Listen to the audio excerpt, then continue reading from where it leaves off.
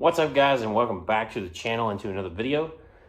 So I'm going to continue on the journey to solve my P0300 code with my Mazdaspeed 3.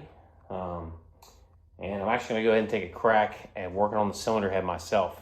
Before I get started on that, for anybody who's just sort of joining this channel or checking it out for the first time because of the content of the rebuilding the cylinder head, here's a quick recap of what's happened so far with my Speed 3 and my journey to figure out sort of a P0300 code and bad compression in cylinder 3. A little bit low. It's 100 PSI. Holding 20. Oh, right there. My intercooler's off. I got the big old giant hole in the intake. That is it right there. I didn't need to pull this line off. I have this giant hole in the intake right here. You guys can hear that. Oh yeah, 100%. This is coming out of the intake, guys. Hear that? We'll go ahead and put some air back down in the cylinder, and we'll see if we can't see, like, right there in front of us where it's leaking out. You can really hear it. And you can feel it leaking right there, actually. You can feel it. You can hear that.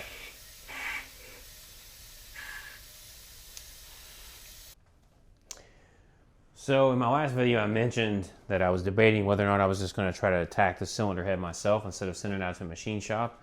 And I have decided that's what I'm going to do. I'm going to attempt to take it apart on my own and service it and check all of the valve seats myself, lap all the valves one more time, and make sure that I don't have a problem with the seat that was leaky.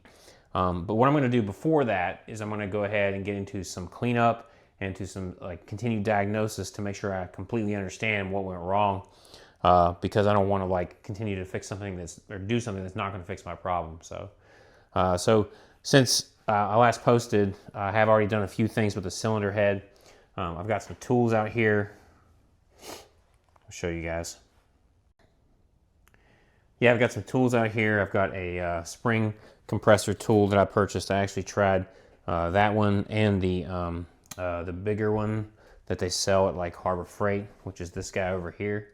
And the only problem with that is that the smallest compressor is kind of a little bit too big for the top hat and keepers for this guy right here. So I'm going to be using the next to smallest one that comes in this kit right here. And this kit also comes with a couple of suction cups that are designed to help you hold onto the valves as you lap them.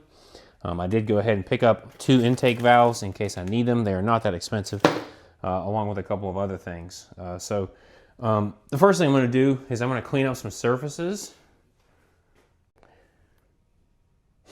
And the surfaces I mean specifically is I'm going to be cleaning up the actual block and checking its straightness. And then I'm going to clean up the bottom of the cylinder head, check its straightness.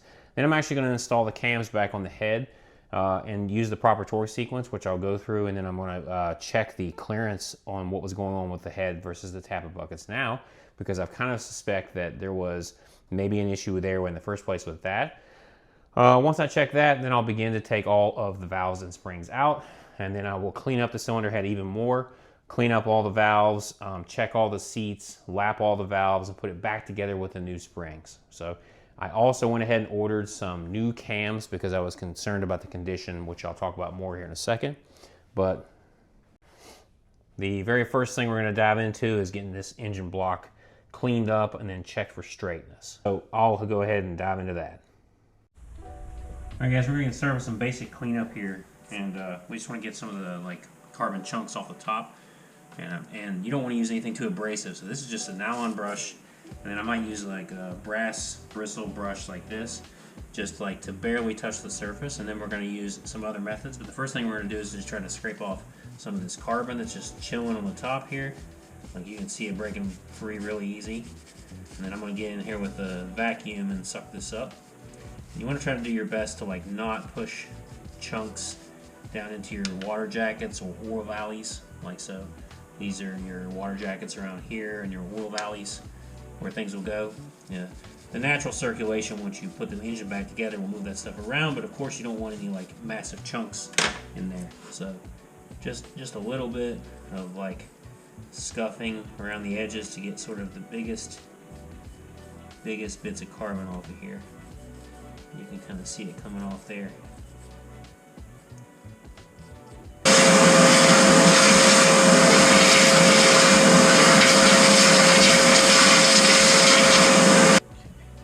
We're going to put a little bit of B12 Chem Tool on top here, just like this. Nice little bit just to cover the top of the surface of the piston.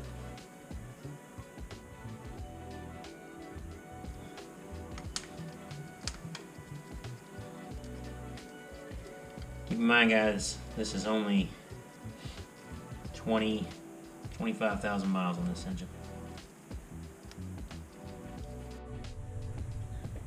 Yeah, I'm not going to get too aggressive because there's a little carbon back here and back in these pockets that I could scrape out too, but I'm just a little bit worried about messing up the coating of the piston by getting too aggressive. So I'm satisfied with that. That looks pretty good. Turn the engine over here and work on the other two.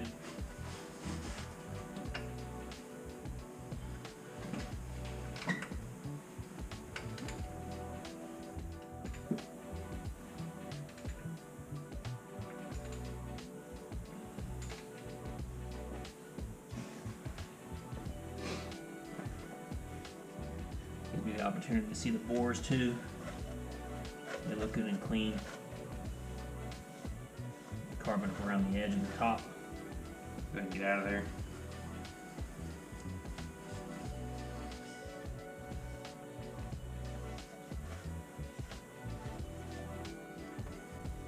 Now we're going to want to get our mating surface good and clean too. We're in here. Just using a microfiber with a lot of Chem Tools soaked onto it. Alright, we've cleaned all our pistons and we cleaned off our mating surface here. It is not perfect, but you can see some stains like here and there. But when you rub your finger on them, you know, even without a glove on, you cannot feel any kind of a bump or anything. It's just stains in the aluminum. So I think that this is good to use with a gasket and get it to mate. What I'm doing now is I'm going to check for straightness, and this is just a cheap machinist straight edge. And so I'm going to go from like corner to corner right here on it like this. And the engine's a little cockeyed because I've got it up on a jack right now, but get it to sit.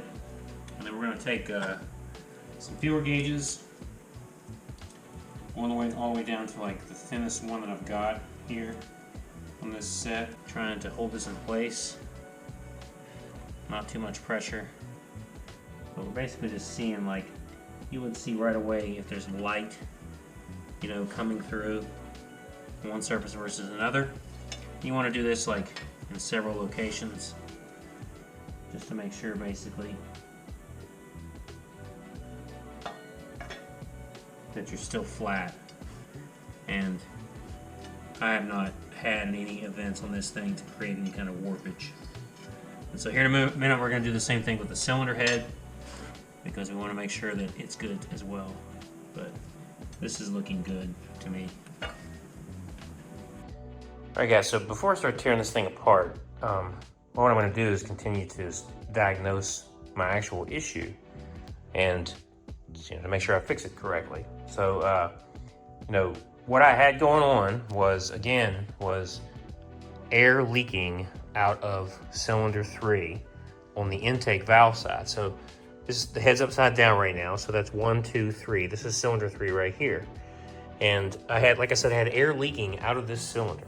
Well, so all the cams and everything are off. And so in this state, the springs are holding the valves closed completely. So a good way to check to see if you have a leaky valve by itself is just to do what I've got going on right here, which is I've got some B12 Chem Tool soaking these valves here to clean them anyway. And while I'm doing this, I'm also going to see if there's a leak, so which there should be. But what's crazy is I'm not seeing a leak actually.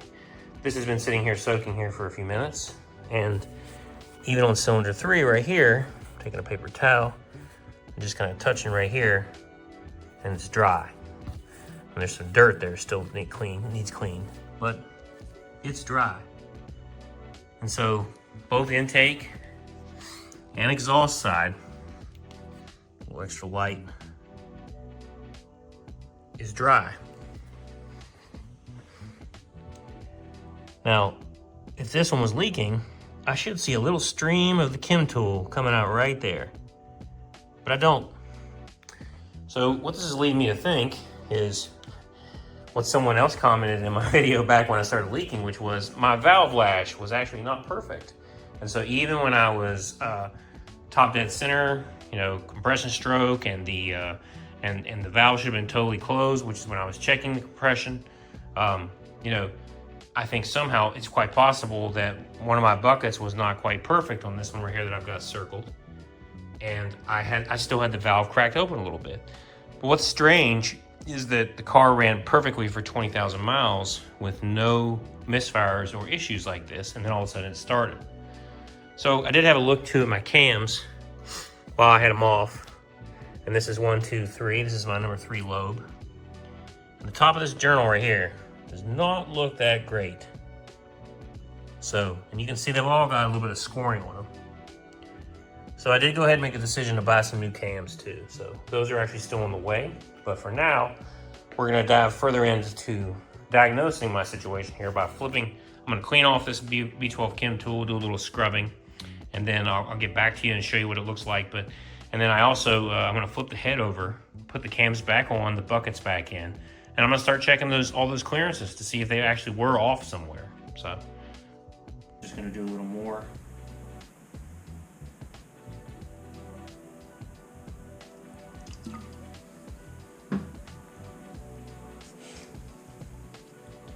Again, taking it easy with just brass brushes.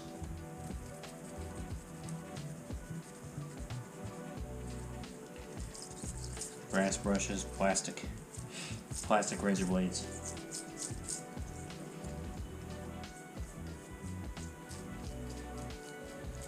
One of the challenges is carbon around the fuel injector outputs.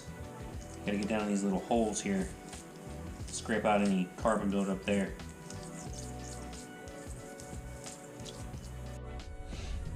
After cleaning up, we're doing the same thing with our straight edge here. Checking. This is even thinner. This is 500 thousandths. Very, very thin.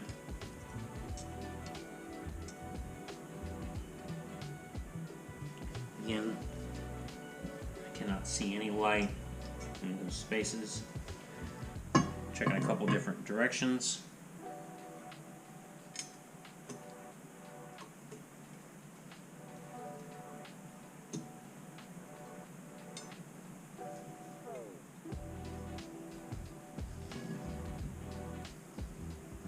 Couple different locations.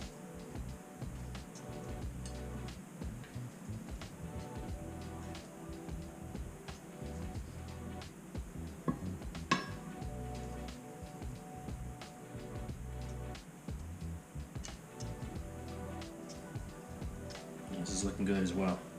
Still nice and flat, should seal just fine. All right, we had all our tappet buckets out, having a look at things, and we're going to put them all back in right now because we're going to do a bit of a check. So, I'm just going to be wiping these off and reinstalling them real quick here. Cylinder lube is not necessary for this. You can just do engine oil. Gets the job done. You just don't want any heavy resistance. Them sliding. All I'm doing is putting engine oil inside the buckets to make sure that they're lubed.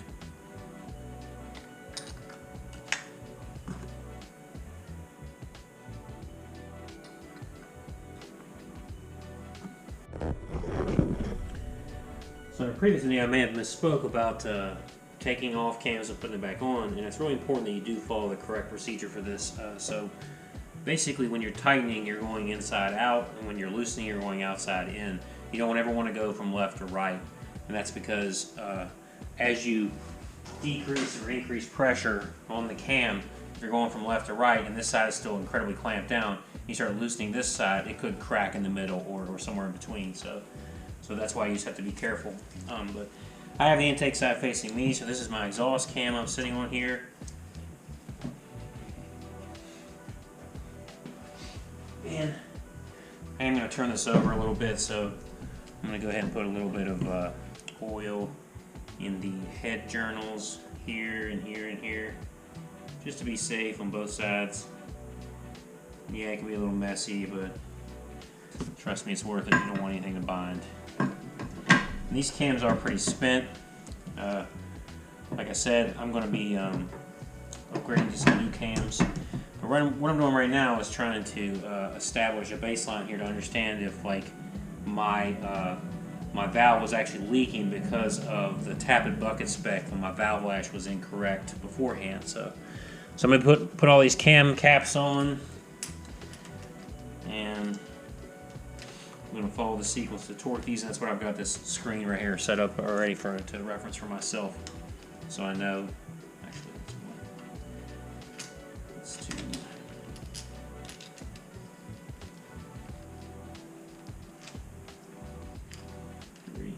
And I'll tell you, when you start working on this stuff, you better be ready to do what I'm about to do right now about 20 times, because you're going to get used to it. Because in order to set your spec for your valve lash, you have to install them, check your spec, take a note of it, uninstall them, install them, check your spec, take a note of it, uninstall them. You have to keep doing that over and over and over in order to, like, get this right. If you don't do that over and over and over, which I'll show you, your spec will be out and you'll have problems. And that could be what happened with me. I was under the impression that I did a good job of this, but it is easy to make a mistake.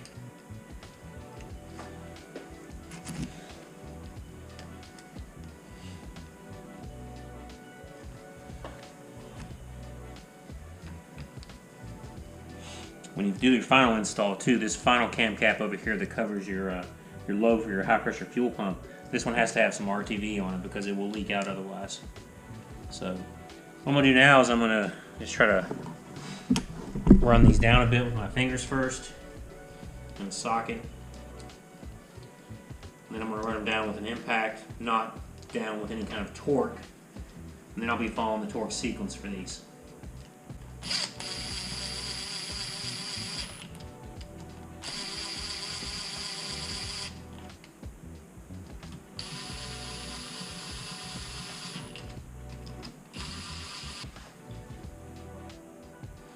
All I did there was run them down.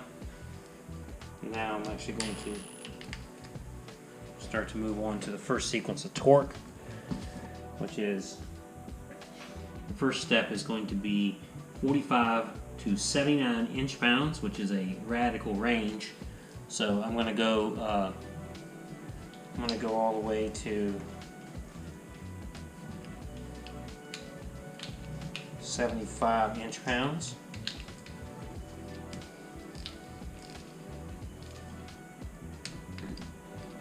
70 inch-pounds isn't much.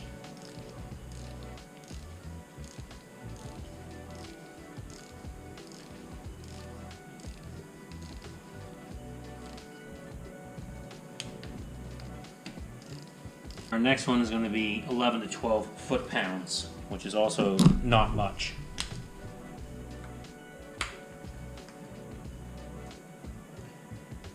And to be safe, I'm going to set it at 11.5, which is 11.3 actually, which is very low. Again, inside out.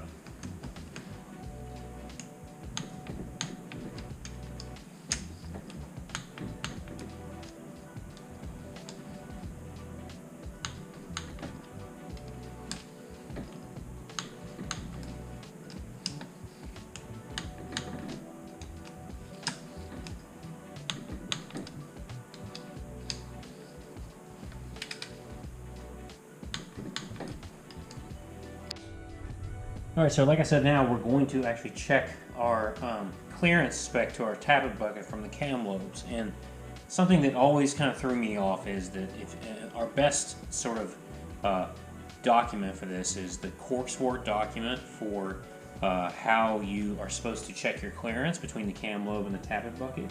But even it says, refer to the factory service and manual for checking this procedure. Well, the one weakness of the factory service manual is like it doesn't show a picture of the cam lobe position. And so the cork sport instructions do. If you see it right here, you can see clearly they're using a feeler gauge right there with the cam lobe pointing up and away. So that means that you can check 2 at a time, and you're going to be checking the ones where they're pointed up and away. So that for the exhaust side, we would check this one and this one. For the intake, we would check this one and this one. And then you have to rotate the cam over 1 click, rotate this cam over 1 click, and then you would check the other 2 for each side. So that's what we're going to do right now. We're going to record our values and double check. We're going to get started with the exhaust side. Our exhaust clearance spec should be between 0.27 and 0.33 millimeters. This is 0.27 to 0.33 on the feeler gauges. And so what I'm going to do is I'm going to start with, like I said, with those ones that are up, 0.27, just barely fits in there, just barely. Go more to 0.3, extremely tight, 0.33, not going in. 0.27, barely going in there. If I go down 1 step skinnier, 1 step smaller than 0.27, I step down to 0.25, it slides in there very easily. And so this is literally like kind of the measuring stick. You want the one that goes in very easily, and then the next one up, which is kind of difficult to get in there, but you can get it in there. That's really about where you are with feeler gauges. So that's where we are. That's 0.27. That's right on the mark of the minimum lowest end of the spec. So we're going to start over here with this one, 0.27. The 0.25 slides in there. 0.27 is very, very tight again. This way. Same deal, 0.27. Okay, so now we're going to take our exhaust and turn it over to the next location. And now we can check this one because it's pointed out.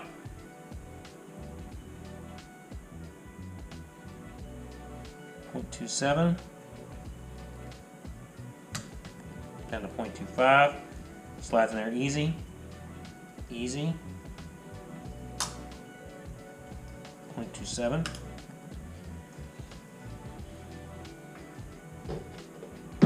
And the other one that's pointed out is over here.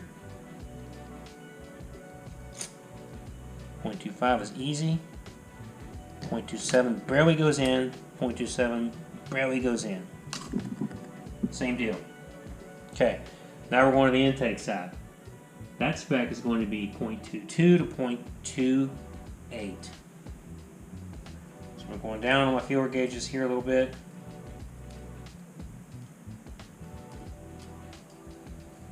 Here's 0.22.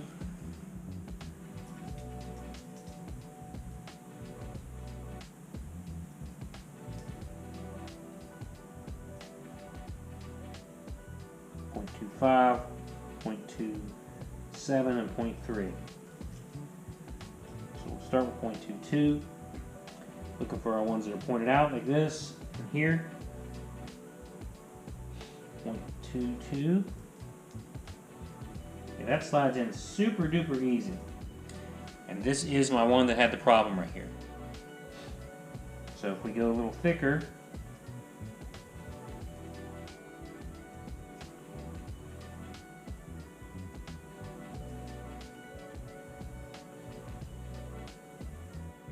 to 0.25, 0.25. That's resisting. Not much though. 0.27. Okay. That barely goes in there. Very, very tight. 0.27 to 0.28. 0.28 is our max. So I'm going to go up to 0.3. And 0.3 will not go in there. So that's the top end of the spec, of the big side of the spec. Over here, 0.25, 0.27. It's too high actually. No, it's not. 0.22 to 0.28 respect. Okay, we go down a little bit below 0.25.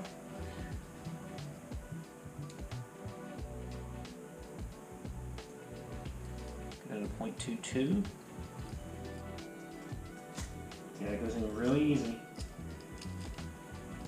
We can see we're at about 0.25. This is a tedious job, guys. The stupid filler gauge just kind of flip around like crazy on you. See, you can't just take them apart too and pull out the individual ones you want, by the way. It's easy. 0.25. 0.25 just barely goes in. So we'll turn this one over.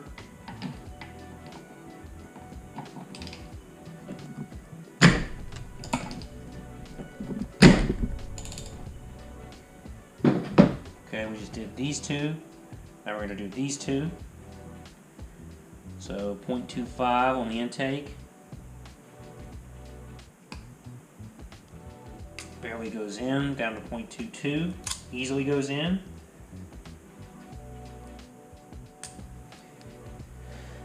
0.22. Easily goes in. Easily goes in. 0.25. Easily goes in. Oh, this one's a little loose. I'm seeing these all appear to be in spec, so this sort of mystery sort of even grows even more now. So I'm going to take these cams off, and we're going to start pulling valves out.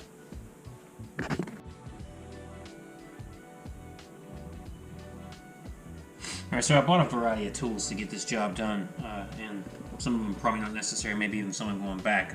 The bigger spring compressor is not practical for what I'm doing. It's more for a bench setup where something's going to hold the cylinder head down.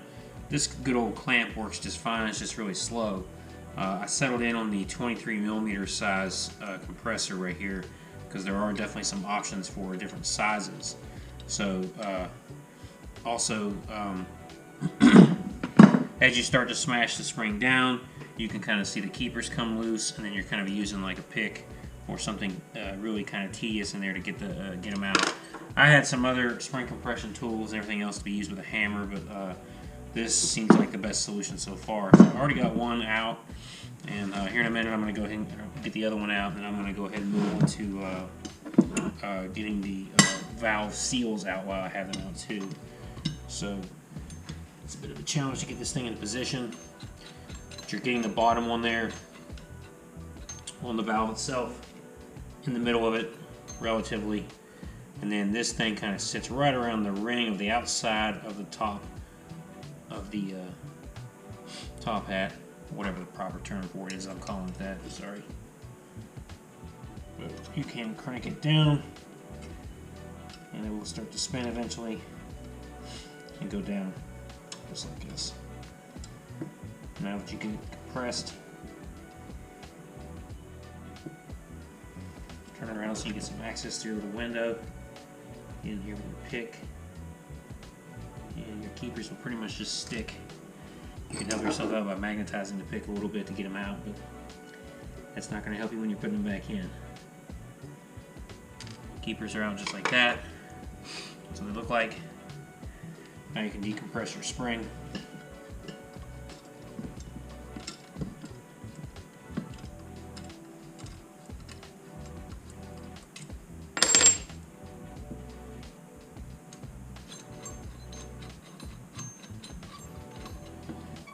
Clamp off.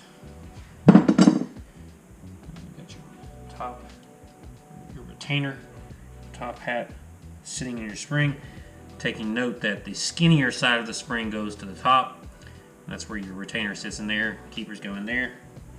Now that you've done all that, your valve will simply push out like that. There's our valve. That's our second cylinder 1, number 2 intake. So I'm going to be putting these over here on the cardboard and taking good notes about which one goes where, because they have to go back in exactly the same places where they were, because you've already set the seats up to be there. So one of the most challenging things about this is just trying to hang this over the edge of a table. Like in a machine shop, they're going to have like some sort of a clamp set up to like mount this sucker down and just have this whole edge hanging over. But you gotta have it hanging over so you can get this clamp in here.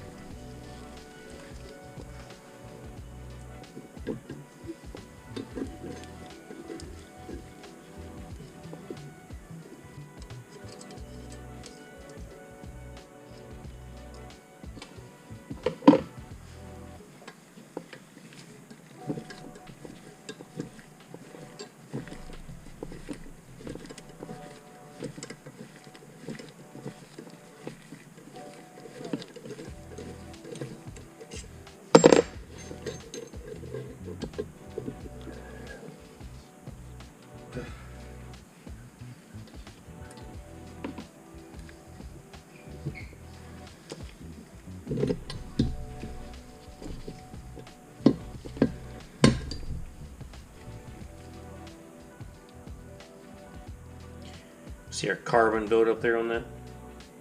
I did clean these in the engine, but you can still see what it looks like. I'm going to clean all these now.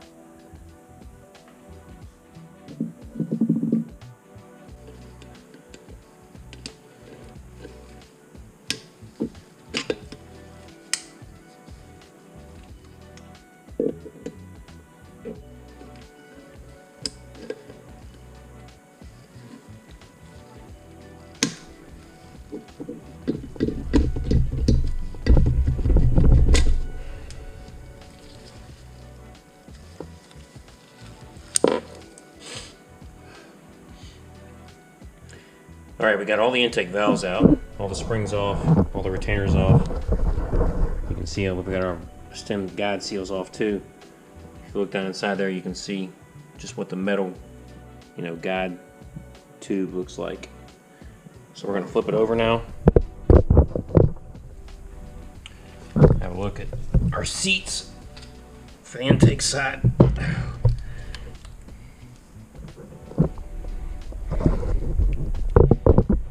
And so our biggest one in question was looking from the front. 1, 2, 3, this guy here. I'm just having a look really close at the seats here to see what was going on. See if we can see something. It is very dirty, that's for sure.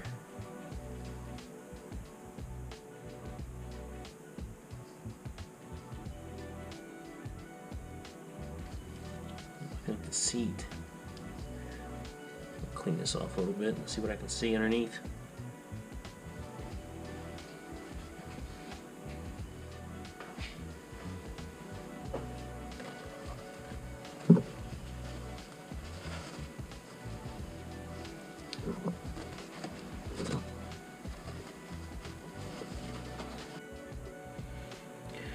Well, all the way around the seat, I'm not really seeing like a big chunk or a big scratch or anything, so why this was leaking is still remaining a mystery to me. Unless it truly is just like a tappet bucket clearance on this one that was like really, really close to tolerance, and once it got dirty, it started leaking. That's pretty much my only explanation I have at this point for my misfire. Other than that, though, we're, as we look at these seats and we see all this stuff, we're going to be cleaning up all these runners here. Also, we'll have to go ahead and get all the exhaust valves out as well. We're going to scrub this whole cylinder head really good.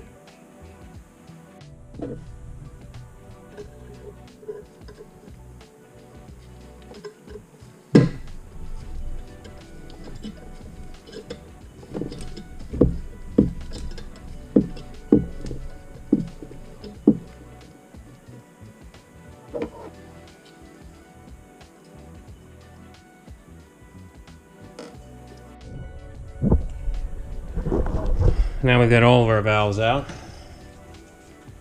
And you can see kind of some of the crazy carbon build up on the exhaust side there. It's pretty wild there. But overall, we didn't have any leaks on the exhaust. Our leak was only on the intake, and it was on this one right here.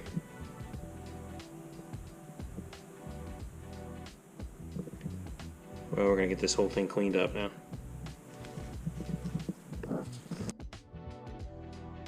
Alright guys, I would have filmed more of it, but it's a nice typical Central Ohio day with rain pouring down outside and wind going like crazy. But all I did essentially is I just took some, after I got all my valves out, I took some brake cleaner and I blasted these ports. And then I also soaked a little degreaser on there, and I took a pressure washer to them.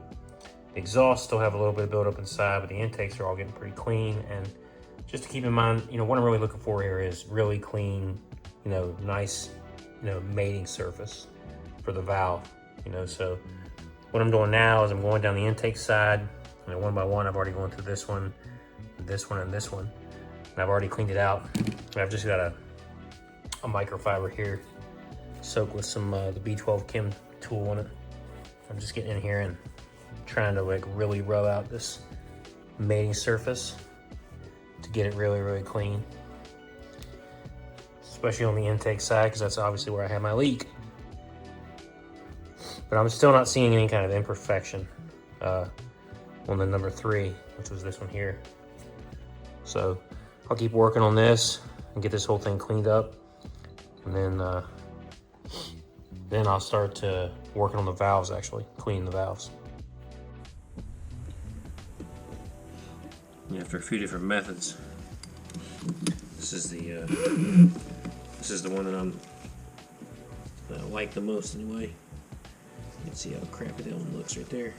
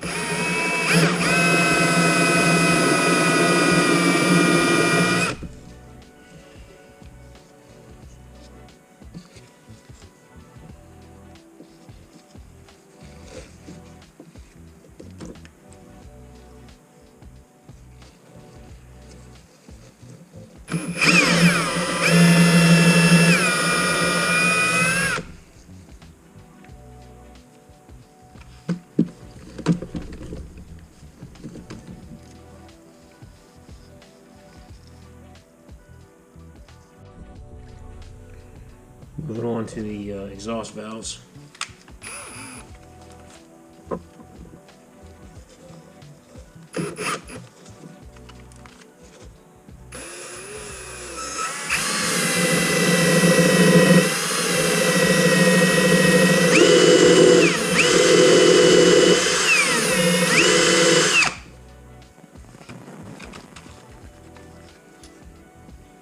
Pretty effective. Actually, all this is coming off the exhaust valves way easier than the intakes. Alright, I've got all the valves clean, or as clean as they're going to get. Some of them had a little bit of staining on them, like this one here. You can see that they're not quite perfect. But I don't want to push on them too hard because I'm afraid of bending them. These two here are brand new. You can tell that they haven't been lapped at all. So I'll have to lap them quite a bit more than the rest, because the rest of them have already been lapped from when the machine shop did it.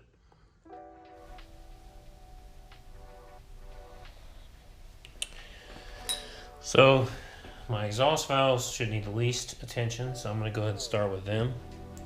Seems like it should be the easiest part of the job. And there's a lot of talk online about how to do this, different ways you can do it. I'm just going to give the suction cup method a try to start with.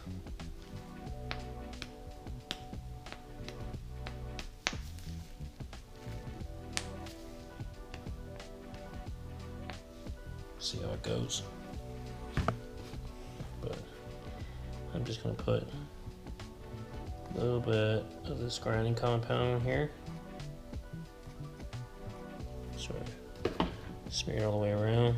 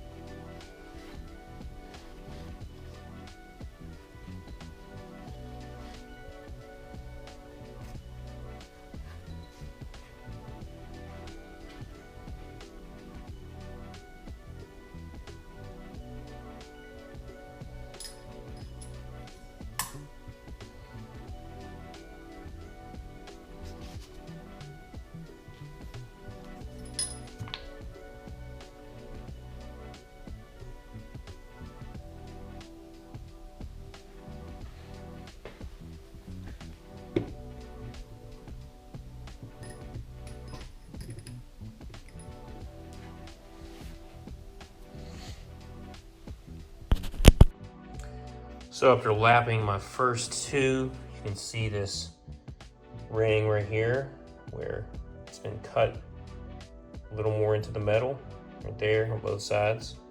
You can also see that on the bottom of this valve as well, right there. This should make a better seal. Also went ahead and swapped out these springs. You can see these are all the new springs sitting here with the top hats on them. And for comparison's sake, this is a stock spring beside the new spring. You can see how the new one is much taller. Can provide a stronger clamping load to keep that valve closed when it's supposed to be closed. Alright guys, we got all of our valves lapped, all cleaned up.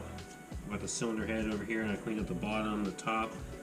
Want to make sure we get any grinding compound off the bottom, and then on this side, make sure I'm getting any water or anything off. I actually just used a towel and this little like extension right here. Actually get down in here and make sure I ripped all these spaces out for the water.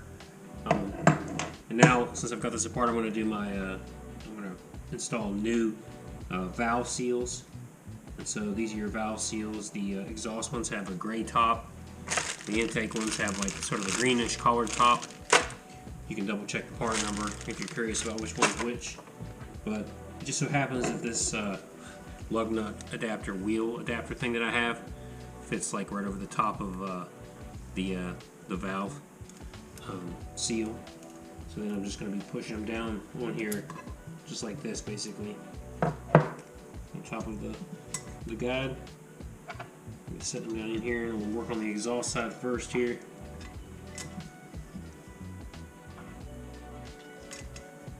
Keep in mind, you're just going to give it a couple of taps to get it down in there. And then really, when you install the valve and the spring will be pushing constant pressure on this seal down.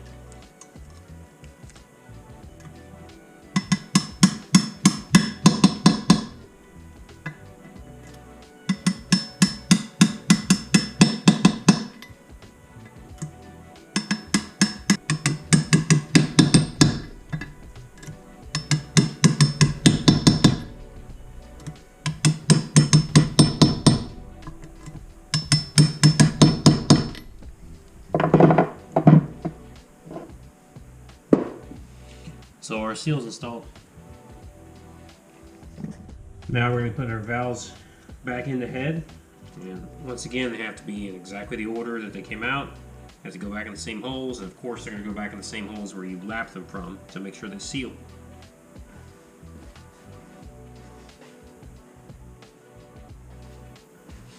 So I've already put 1 and 2 in here. Here's 3, 4. This is the intake side, by the way. 5, 6, 7, 8. Flip over to the exhaust side, 7 and 8.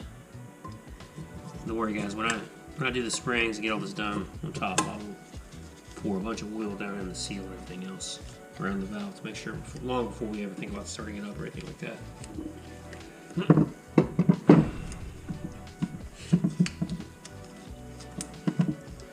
Alright, now it's time to do one of the toughest parts of the job, which is going to be reinstalling the springs, using the clamp, and getting the keepers back down in there. Alright guys, so this is definitely going to be one of the more difficult parts of this job, because this new spring sticks way up, and you have to, so a lot of tutorial videos online for like getting keepers in will show you using just a tool to push it down with the keeper sitting right here on top of the hat, and that works great if there's just like a little bit of distance between the spring and the top of the valve. But in this case, there's a lot of distance there. So if you try to put the keepers in there, what's going to happen is you're going to move this thing around, they're just going to fall down in there. One of them is going to fall down in there. So you got to get in here and with the clamp again.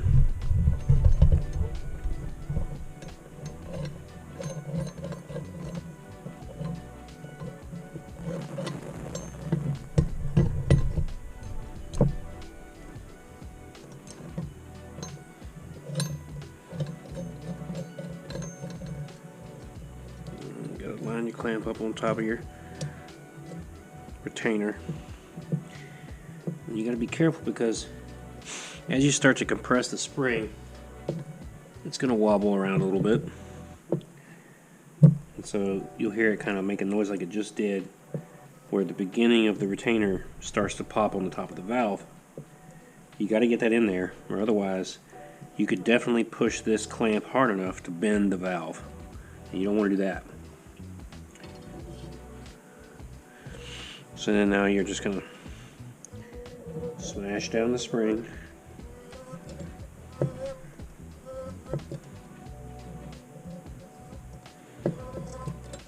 Pretty good distance.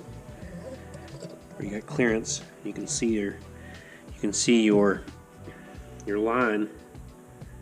It'll be hard to see on the camera there, but basically the line on the valve where the keeper is going to lock in there. You're going to take your keepers, one at a time, of course. And you're going to put the taper side down.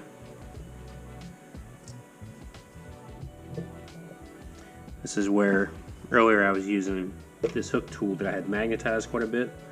Keep it out of the way. You want another tool that you have not magnetized.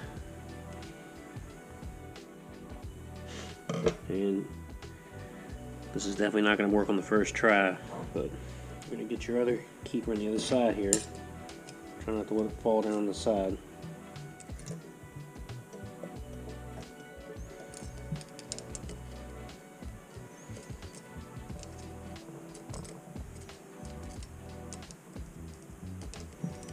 Try not to let it fall upside down either. If you mess up, use your magnetized tool and pick it up out of there.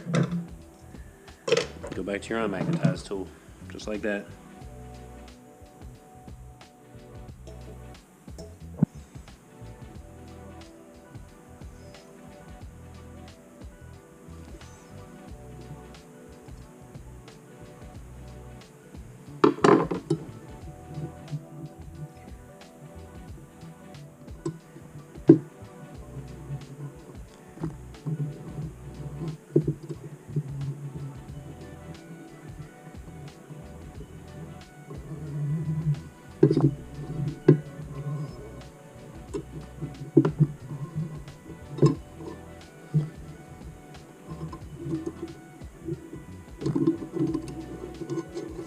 Eventually, after a lot of messing around, you'll get it to lock in. Not an easy task. That spring is, it's got a lot of tension on it.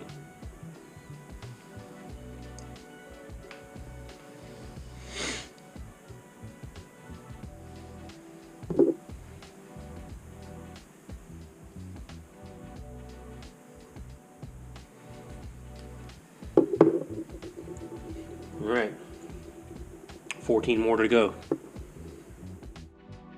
All right, guys, we got our cylinder head all back together. We got our all of our valves in, all of our springs are reinstalled.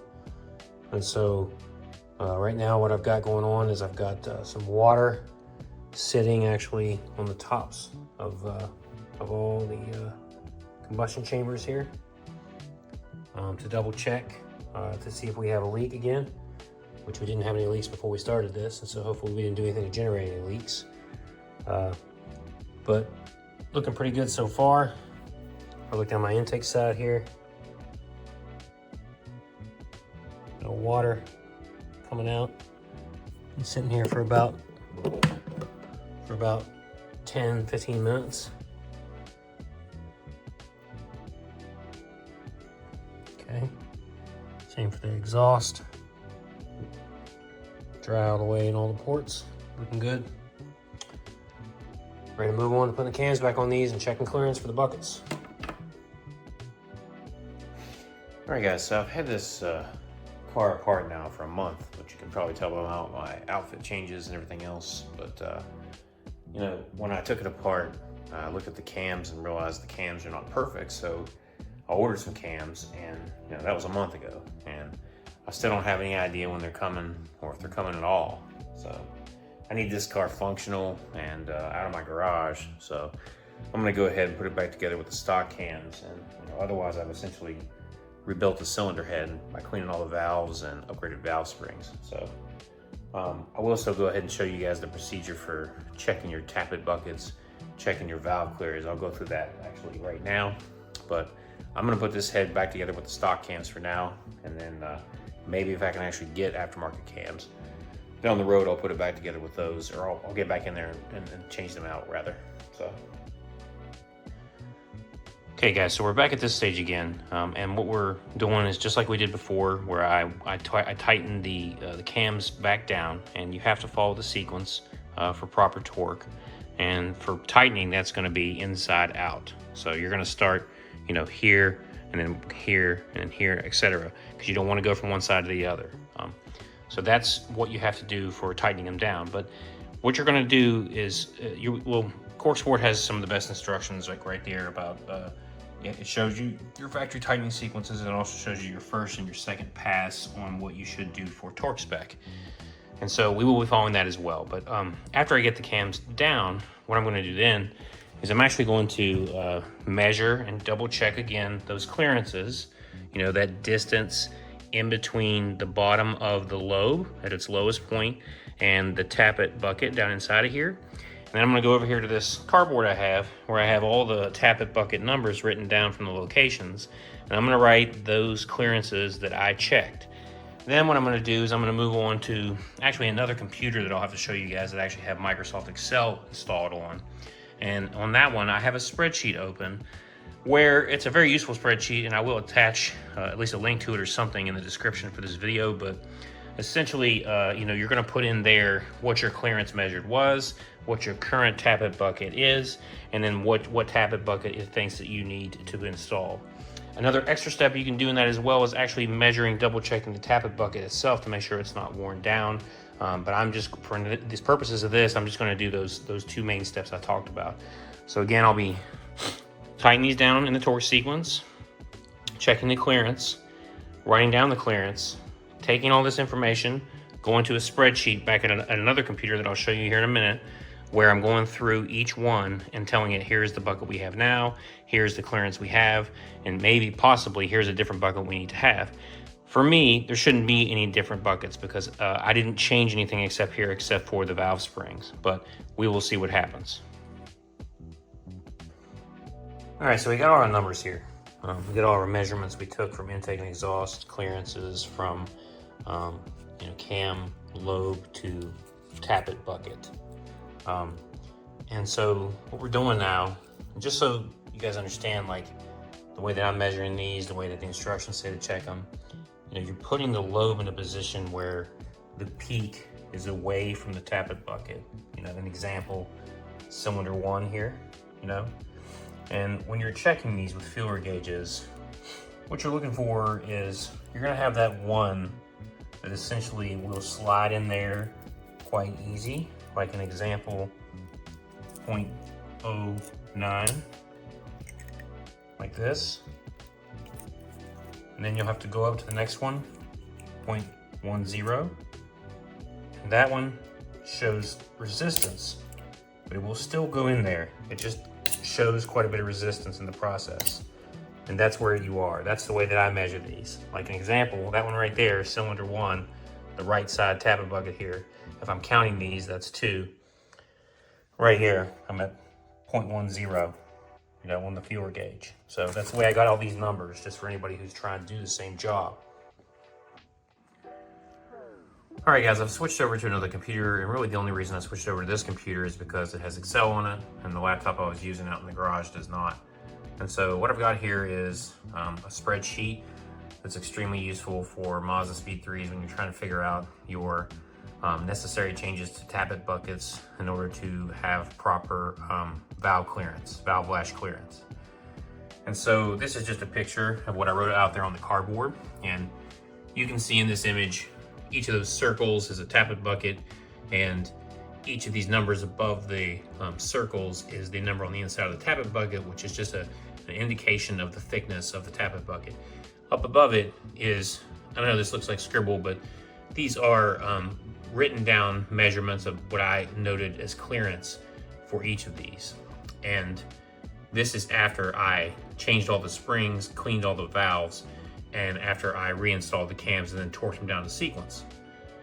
And so this is what it looks like. This line right here is my first run of checking the clearances. This is my second run of the clearances. Well, after you take all these clearances on each of your 16 valves, these are all the intakes, cylinder 1, 2, 3, and 4. These are all the exhaust, cylinder 1, 2, 3, and 4. Then you would come over to the spreadsheet. And at the bottom here, you can see that it has run 1, run 2, run 3. And you would come in here and you would put in that number that's on the inside of the tappet bucket for each of your 16 valves. That's going to be cylinder 1, 2, 3, and 4. And then again on your exhaust side, cylinder 1, 2, 3, and 4. And then next you would go in and put in your clearances that you measured, like I talked about with the feeler gauges. And what it does is it just takes the math and says what is the proper clearance from the difference between what the proper clearance is supposed to be, what the tappet bucket is adding, and what you're actually seeing in reality. And then it tells you which tappet bucket you need to replace it with if it's not within spec. What this sheet told me here on my first run, and you should do this 3 times, because each time you torque down the cams in the proper sequence, you can tend to get a little bit of variance. And so on my first run here, you can see that basically cylinder 1, 2, and 3 are all a little bit out of spec on valve lash. And then 4 is fine. That's on the intake side. On the exhaust side, all of them seem to be fine within spec. That's why it's not telling me that I need a replacement tappet bucket here. But for the intake side on cylinder 1, 2, and 3, it's telling me right here, it also makes this little list of buckets you need to buy. Some of these part numbers are outdated, but if you use Google, you can find them. The new number for them is just a Ford number instead of a Mazda number. But you can see here that it's telling me that I need 2 of the 25 bucket, 1 of the 50 bucket, 2 of the 75 bucket, and 1 of the 100 bucket. So that's how this spreadsheet works. And so I went ahead and did a second run and a third run, and each time I got the same exact information. I got the same bunch of buckets, which is a little crazy to me because cylinder 1, 2, and 3 are all out of spec. They all need tighter tolerance buckets than smaller, basically thinner buckets than what was in there to start with. So that's how you use this sheet. That's how you figure out buckets you need for replacement. And I ordered about $100 worth of tappet buckets just now, so now I'm gonna have to wait on those as well. Alright guys, while we're waiting for that stuff to show up, we're going to switch gears to some slightly more fun stuff, and we're going to transfer all of our necessary stuff of our old turbo to our new one. So we got studs, we got couplers, we got lines for air, we got lines for coolant, lines for oil. All this crap has to come off here and go into this one, so go ahead and get started.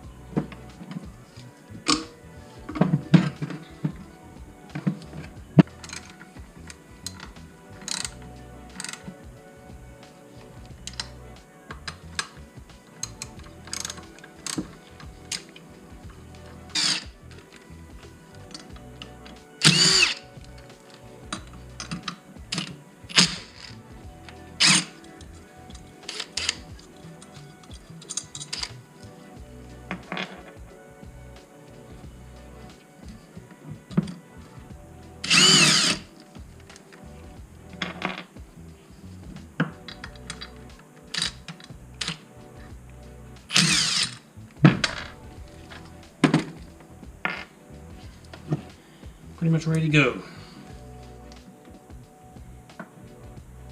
Well guys, I had another long pause in time there because I'm waiting around for those buckets to come. And then of course, what actually happens is my cams finally show up. So these are my cams that I bought. This is what is described as the stage 1 on pretty much anybody's website. I got these from Damon. It's Kelford cams. You can see the specs here.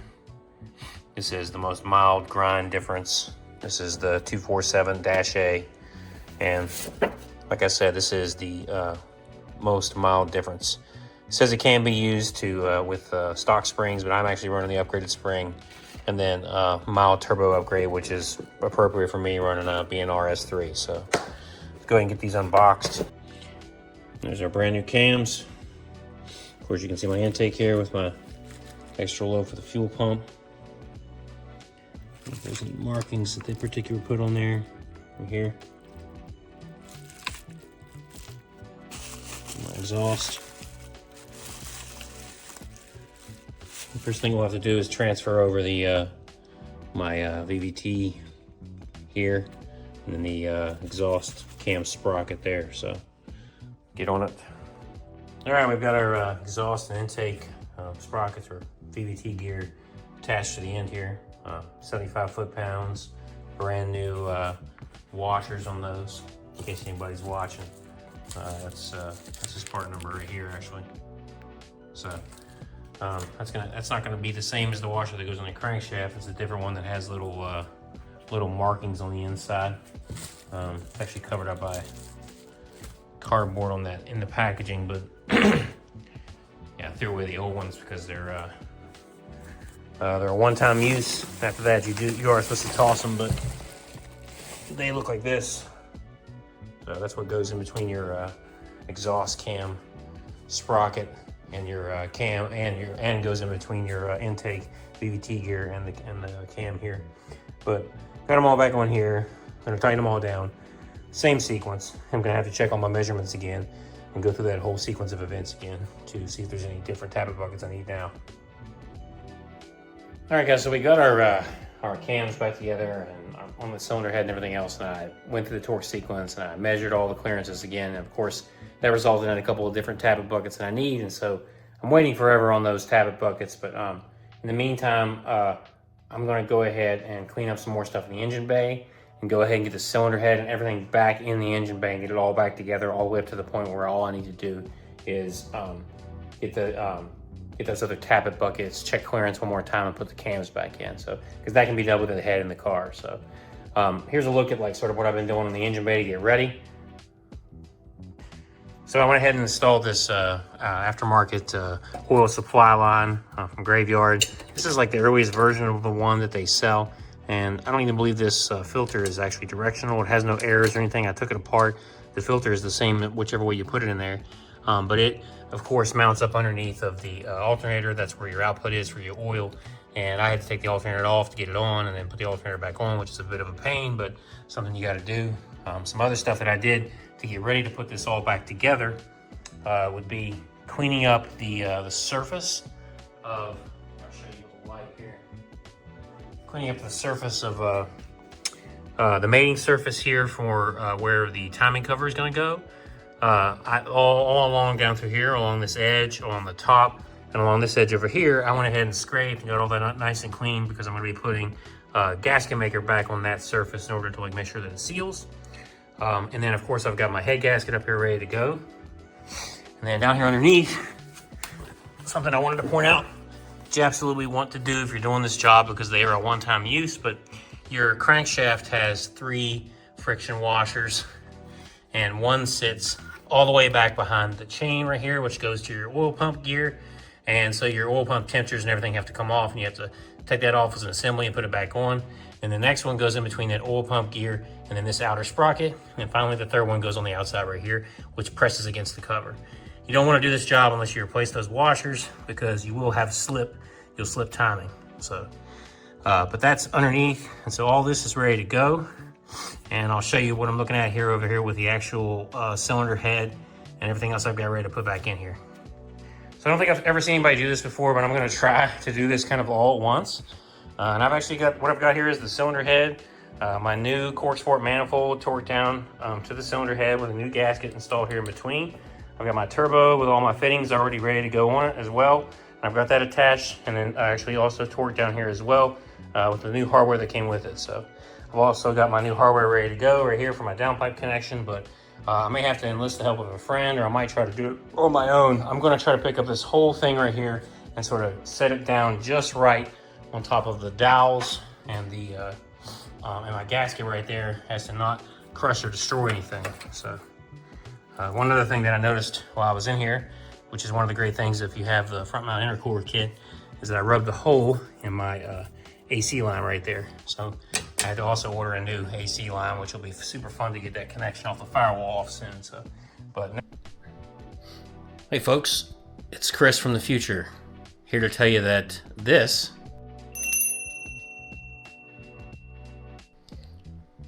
is a backwards head gasket. More to come on that later. Next up, I'll be putting this the cylinder head, turbo manifold, and turbo assembly all back in here at once. I have a feeling I'm going the other way. No, you're going like this. The other way, bitch, that's what I meant. Yep.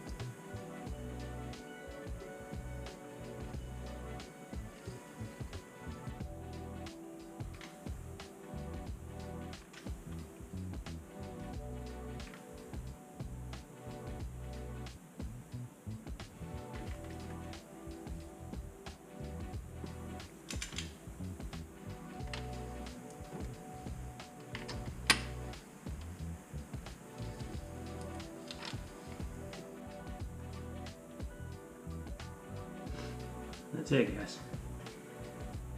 That's our cylinder head torque sequence right there. So we went from 97 inch-pounds to 150 inch-pounds to 34 foot-pounds, then 90, then 90 more. And all I did was mark the tops of the bolts with black dots to recognize 90 degrees each time. Yes, I know that there's wrenches that you can do your angle like that on, but I did this before and this worked out just fine for me. I didn't have any problems. So it's also it's a range. I'm saying 90. It's 88 to 92 is actually the range. So you do have a good margin there for to control.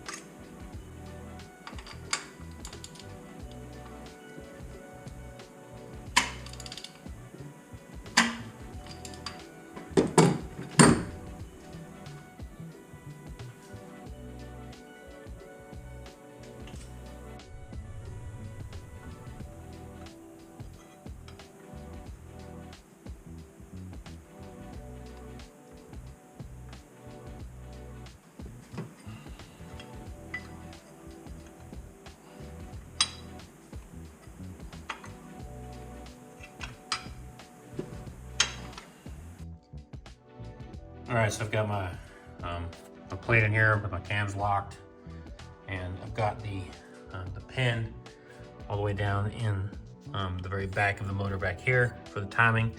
Got my cylinder one on top of that center. Then I went ahead and installed my my guides, and then got the chain back on, and then got the tensioner.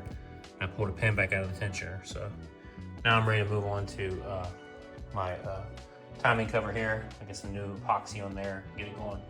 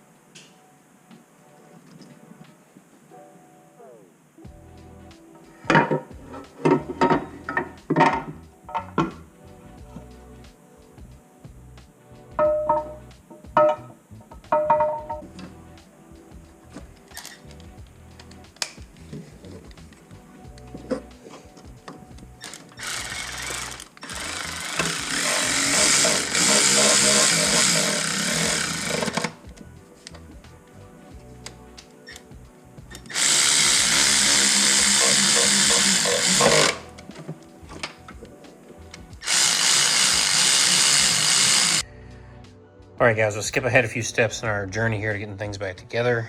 Got all my timing components back on, got the chain back on, got the timing set, got the motor mount back on, got the engine off a jack stand. So this is kind of where I'm at right now. I'm about to put the fuel system back on the front here, but kind of some things I did want to take note of.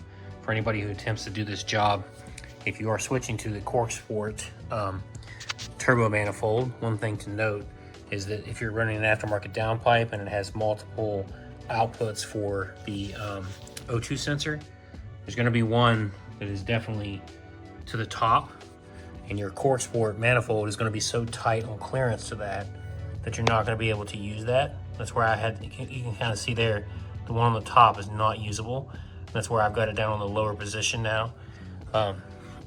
But another thing I wanted to take note of that is not well documented online, and you have to kind of do some homework to figure it out, is I'm replacing these injector seals as I put this all back together. And there is a specific order to which you got to put the injector seals back on.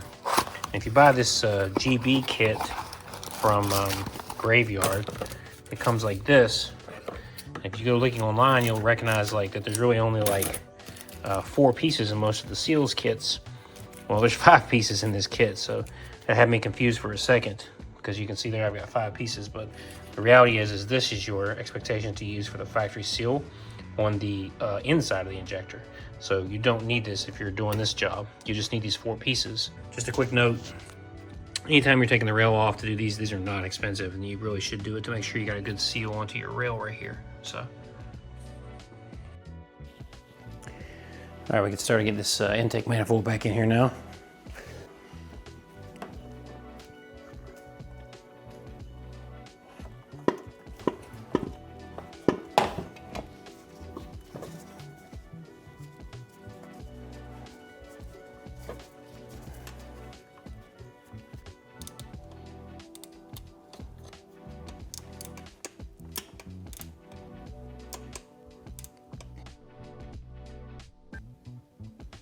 All right, time to get some of the stupid intercooler piping back on.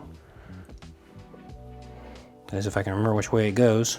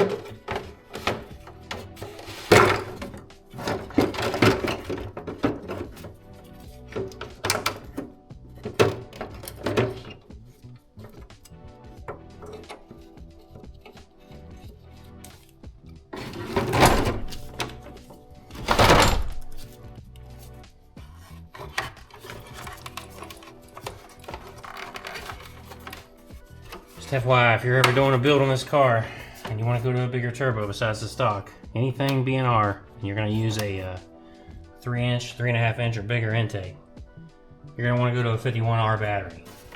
Because even these aftermarket boxes like this is what your tolerance looks like for you to get a coupler on there to put your rest of your intake tube on there. That's how much room you got. So.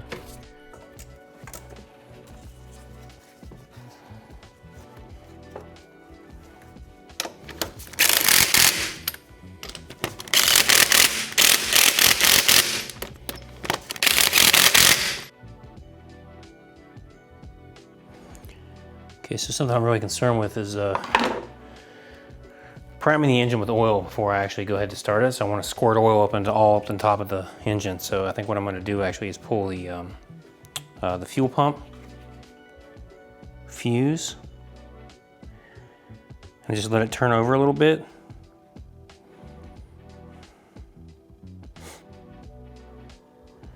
We're going to go ahead and do some cranking.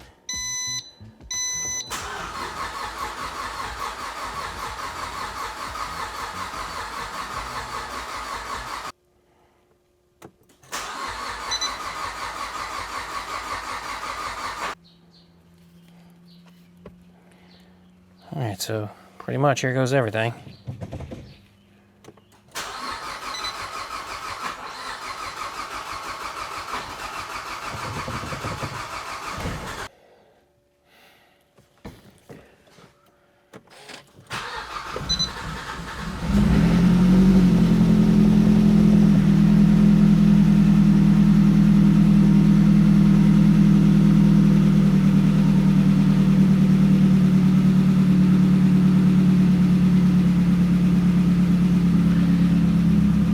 Alright guys, if you can't tell, it's a couple days later, and just wanted to show you that I did get everything started up actually and got it running.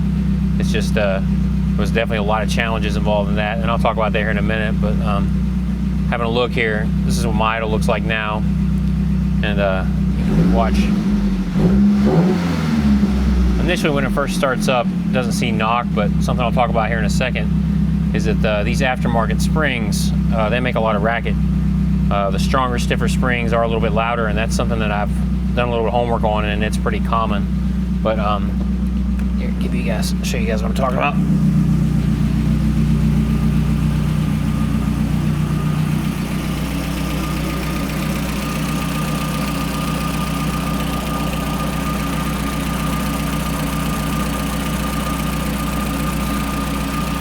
It's not too crazy.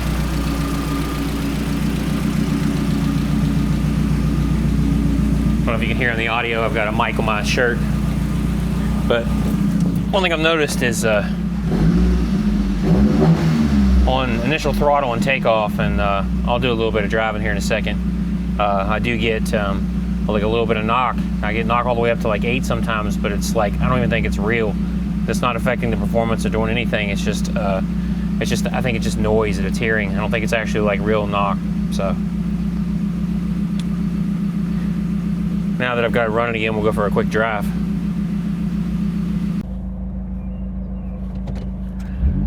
Hey guys, if you watch knock the best you can right there.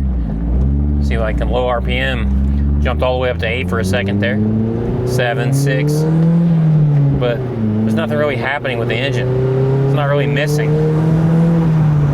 Not really having any problems. In fact, it's running great from what I can tell. Sometimes when I hold it to the floor up in higher RPM, I'm actually getting a bunch of what I think is legitimate knock. But this stuff that happens down low doesn't seem to be real. So, yeah, this manifold gives it a different sound. I almost think it sounds more like a Focus ST than a Speed 3 now, because it lost its unequal length.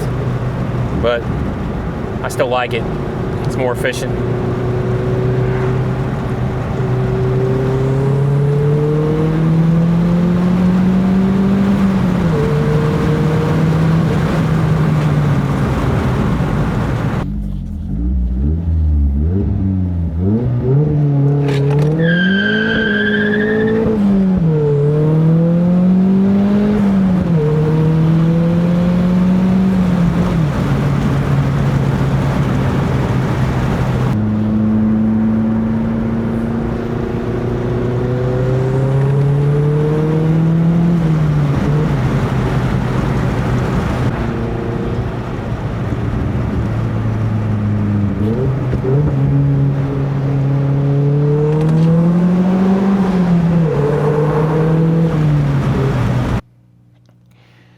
Yeah guys, so got it running pretty good for now. Only thing I'm worried about is that like whatever that mysterious knock is on tip-in throttle and then right when I take off. I don't think that's anything real though. I think that's just engine noise. And the new valve springs are definitely louder. Maybe it's got some piston slap, I don't know.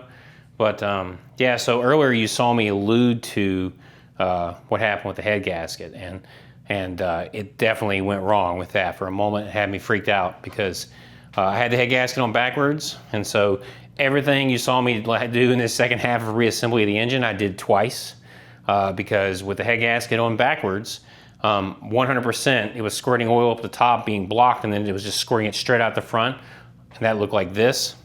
Oh, what am I hearing?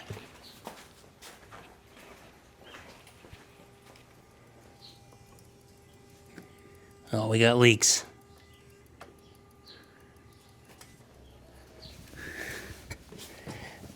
Oh, geez. Yeah, we got problems. Which looked horrible.